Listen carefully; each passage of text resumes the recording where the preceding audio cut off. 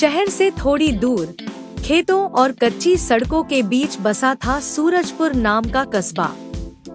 सूरजपुर बहुत बड़ा नहीं था, लेकिन वहाँ एक कहावत मशहूर थी, यहाँ आदमी की कीमत उसके कपड़ों से नहीं, उसके कर्मों से आंकी जाती है।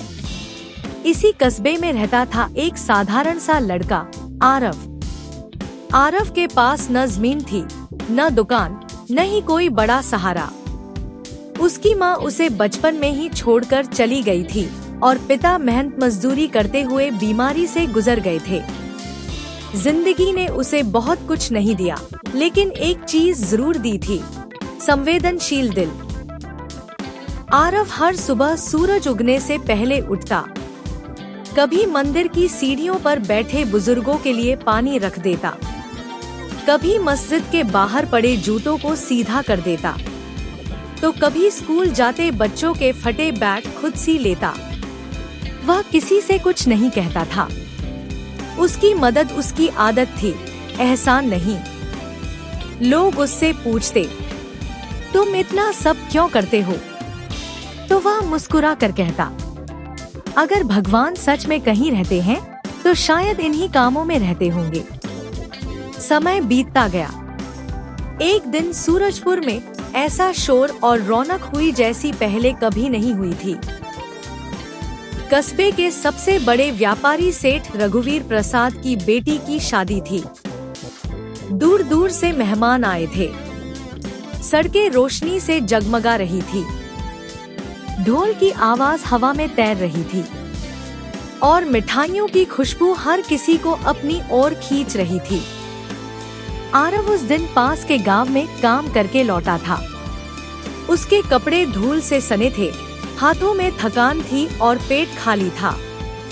लेकिन जब वह शादी के पंडाल के पास पहुंचा, तो उसकी नजर दूल्हा दुल्हन पर पड़ी।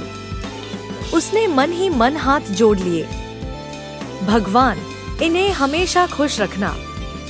उसके पास कोई निमंत्रण पत्र नहीं था, लेकिन उसके मन में कोई गलत भावना भी नहीं थी। वह चुपचाप अंदर चला गया।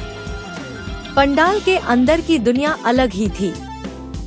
रेशमी कपड़े, चमकते गहने, ऊंची हंसी और दिखावे की बातें। आरव एक कोने में खड़ा रहा, किसी के रास्ते में नहीं आया।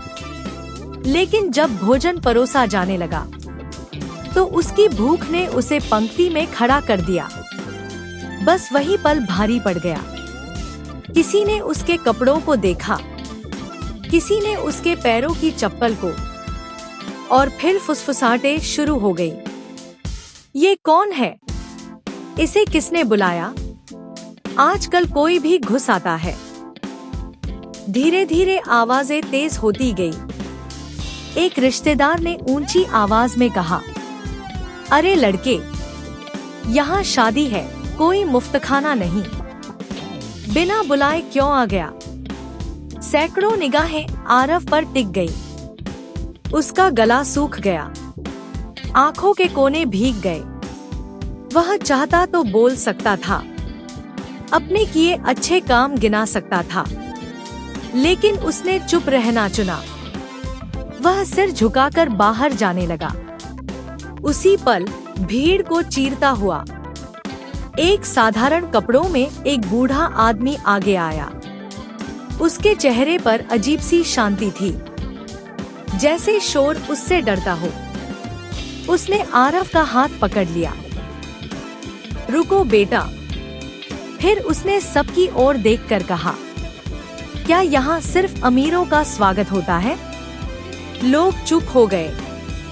बूढ़े आदमी ने आगे कहा, क्या आप जानते हैं, पिछली सर्दी में जब इस कस्बे में आग लगी थी, तो सबसे पहले पानी की बाल्टी लेकर कौन दौड़ा था? कुछ लोगों के चेहरे झुक गए। क्या आपको याद है, जिस रात सेठानी जी बीमार पड़ी थी, तो कौन उन्हें अस्पताल ले गया था? जब रिश्तेदार फोन नहीं उठा रहे थे, अब कई आंखों में शर्म थी। और क्या आपने कभी पूछा, कौन बिना नाम, बिना इनाम, हर रोज इंसानियत की पूजा करता है?